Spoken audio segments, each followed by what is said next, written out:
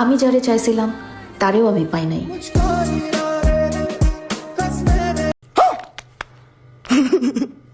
ঠিক কথাই কষ্ট পাক, নইলে আমিও অনেকের মনের কথা জানি।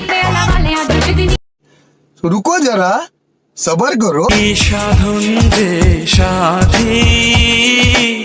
नहीं सारुण के यहाँ कुछ तो गड़बड़ है, जरूर कोई ना कोई गड़बड़।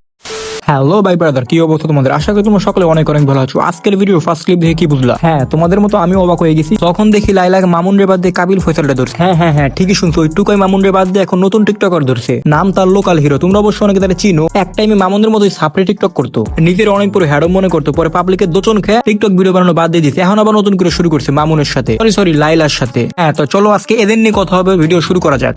সময় কম, শুরু করো। লাইলা আপু, তোমার পছন্দের TikToker K? Prince Mamun, Omar on fire নাকি অপু ভাই? দ্য লোকাল হিরো কবির ফয়সাল। रुको जरा सबर करो।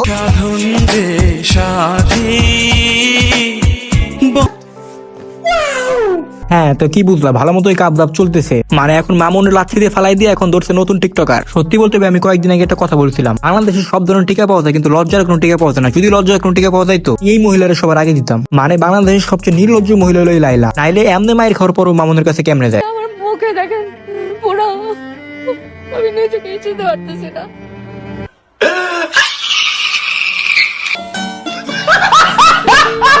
নাই ভাই, আর কেমনে করলে ওরা শরম পাবে, আর কেমনে করলে ওরা এসব করা বন্ধ করবে? এমনি কুত্তার মতো মায়ের খাওয়ার পরও আবার সেই জায়গায় দেয়। তো সেইখানে আবার নতুন পার্টনার ধরা ওর কাছে কোনো ব্যাপারই না। ওরে বলার মতো কিছু নেই, হলো বাংলাদেশের সবচেয়ে নির্লজ্জ মহিলা।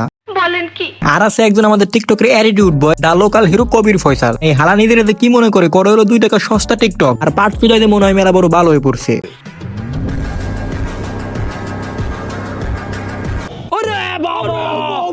তো আজকের মতো এই পর্যন্তই, দেখা হবে অন্য কোনো ভিডিওতে। ওরা আমি এর পরের ভিডিওতে ভালো মতো ভরবো।